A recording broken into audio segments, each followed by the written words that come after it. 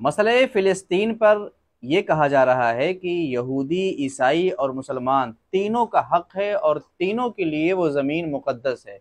मैं कहता हूँ ये बात गलत है।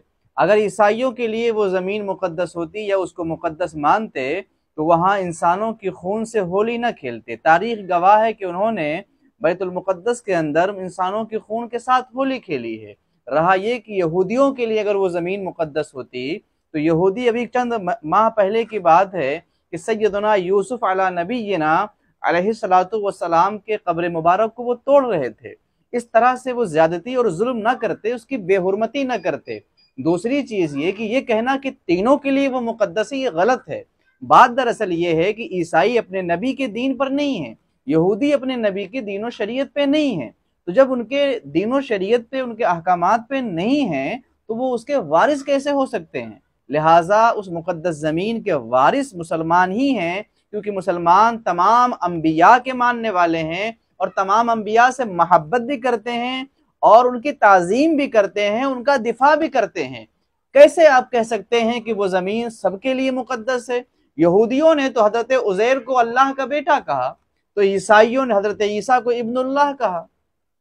तो जो अपने नबी के लाए हुए निज़ाम से फिर गए और अपने नबी ही के वफादार न हुए, उनके लिए नबी की ज़मीन, अंबिया की ज़मीन उनके लिए विरासत कैसे बन सकती है। हाँ, हम मुसलमान अल्हम्दुलिल्लाह उस ज़मीन के वारिस हैं और हकीकत में वो ज़मीन हमारी है और हमारे लिए मुक़द्दस भी है और हम उसका एहतराम भी करते हैं।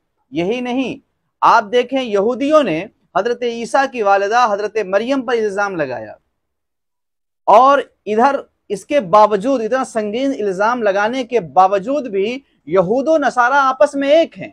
तो जो अपने नबी की हुर्मत के लिए कुछ ना कर सकें, वो बैतुल मुक़द्दस की ताज़ीम करेंगे, वो हैकल सुलेमानी के नाम पर जो तबाही फैलाएंगे। ऐसा नहीं है। ये ज़मीन यानी बैतुल मुक़द्दस शरीफ और उसके पास आस पास के इलाके हैं, जिसे बारकना हौलहू कहा गया है, वो ज़मीन मुसलमानों के लिए मुक़द्दस है। उसके असल वारिस मुसलमान हैं और असल उसके मुहाफिज मुसलमान हैं। उसकी पासबानी का हक़ भी मुसलमानों को है। हमने उस ज़मीन को लहूलुहान होने से बचाया, अपने दौर में उसकी हुर्मत को कायम रखा और आज भी उस ज़मीन पर जो खून के साथ होली खेलते हैं या तो ईसाई होते हैं या यहूदी होते हैं।